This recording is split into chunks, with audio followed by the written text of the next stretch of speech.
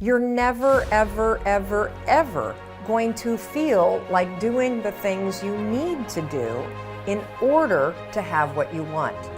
You're always going to need to push yourself. You're always going to need to parent yourself. So what is the net advice on this? What is the bottom line?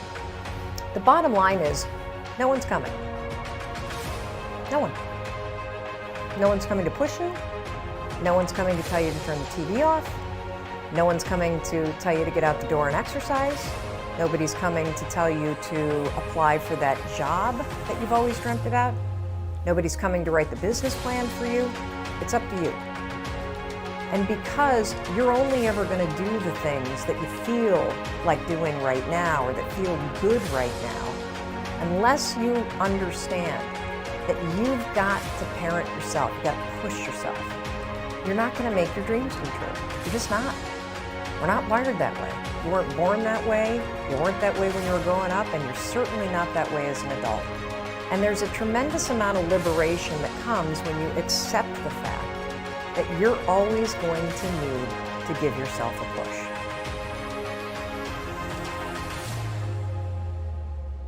People want to know how to stop the laziness, and they want to know how to stop the procrastination. They have some idea in their head, some kind of a vision of what they want to do.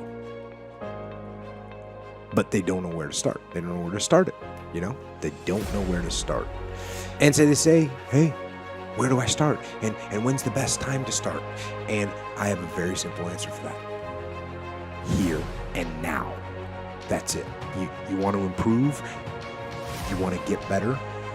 You want to get on a workout program or a clean diet? You want to start a business? You want to write a book or make a movie or build a house or a computer or put together some mobile application? Where do you start? You start right here. And when do you start? You start right now. You initiate the action aggressively. You go. Because the idea isn't going to execute itself. And the book isn't going to write itself. And the weights out in the gym, they're not going to move themselves. You have to do it, and you have to do it now.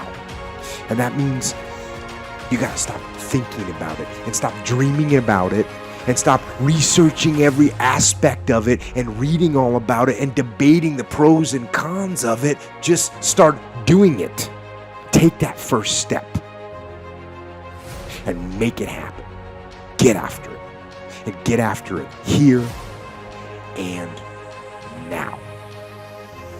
I don't quit. I'm resilient. I own the number one skill, the number one talent required to eventually win. I already have. I can't quit. You'd have to kill me to get me out of chasing my dream, right?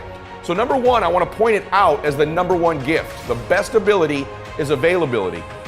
Do you have it? Have you decided to have it? Is it something you're going to possess the rest of your life? And those of you that do have it already, I need you to take an inventory, be aware of it, and be intentional with crediting yourself as you're listening to this or watching it today into the bank of your self-confidence, into the bank, into the deposits you make in your identity, because it has everything to do with winning. Every guest you've seen on my show, all the people that I've coached, all have different talents, skills, and abilities. What's the one they all have? The ability to stay present, the ability to stay in the fight, to have not quit. You think, well, that's not a big deal. Really? Because as I've been talking, millions of people made the decision to quit on their dream, just as I've been talking to you. The rest of the day, millions more will. Tomorrow, millions more. Every day, literally millions of people quit on one of their dreams, their dream relationship, their dream business, their dream body. So quitting has become the number one habit in the world by people that end up losing. And I'm telling you, it happens every day, every second, everywhere. Just the fact that while I've been speaking, you're still after your dream, you're ahead of them. You don't give yourself enough credit, because eventually what I found, it looks like winning's this huge competition. But every day, every week, every year, every decade as time goes by, you're gonna find that you're competing with a smaller and smaller and smaller group of people for your dream, because so many of them will just quit. And by the way, many of them that quit will possess talents, maybe even gifts you don't have. Their incredible ability with people, their incredible strength, their incredible brain, and they'll quit with all this giftedness, but you got the talent. You have to learn to distinguish between something that is a talent and a gift. You can develop skills, you can develop talents. Gifts are something you're born with. But the people that I see that win long term are the ones who develop the talents and skills required to win.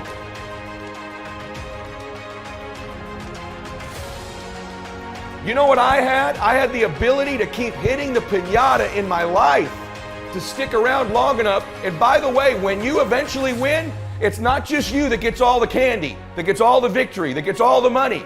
Lots of people around you, many of which who you were hurting originally with that bat, many of them who were trying to talk you out of it, they get to celebrate in the candy too.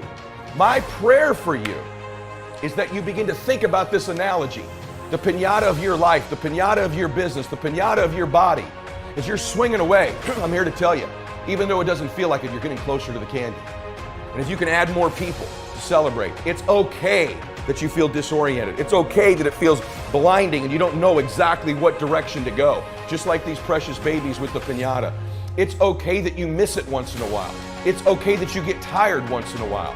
But as long as you keep after it and you keep pounding away that compound effort of your pounding, I can promise you there's candy someday. And everybody around you will jump on it and celebrate.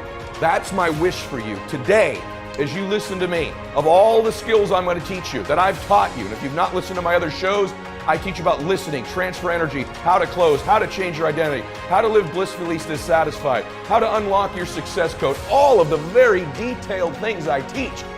Today is the most important thing, is that as you learn all these skills, it'll help you with the blindness. Every single skill you learn, you'll see clearer and clearer and clearer. But if you don't develop the talent, the number one skill in the world, which is to keep hitting the piñata and to stick around until the candy comes out, because here's the deal. Someone's gonna get the candy in life. There's always candy in life. That piñata eventually always breaks down. Do you want to be the person who was there in the beginning, hitting as hard as you could and sacrifice it, and maybe hurting the people around you, and never get the candy? Or are you going to get something for your pain? Are you going to get something for your effort? Are you going to get something for this sacrifice you're making? You got to get something for this pain. You got to stick in the game until the candy comes out, and then we all get to celebrate. Start before you're ready. If you wait until you feel ready to do anything meaningful, you're going to be waiting for the rest of your life. Among the people who are the most successful, the happiest, the people who are actually contributing the most, they all have one thing in common, and it's this. They all start before they're ready. You see, I think you've misidentified the enemy here, because the enemy, it's not making mistakes. It's not changing your mind, and the enemy is not your fear. The only enemy that you need to defeat, my friend, is not getting started. This is what most of us just fail to realize. Action is the antidote to fear. Action creates progress and momentum. And action, consistent action, is all you ever need to make anything happen in your life.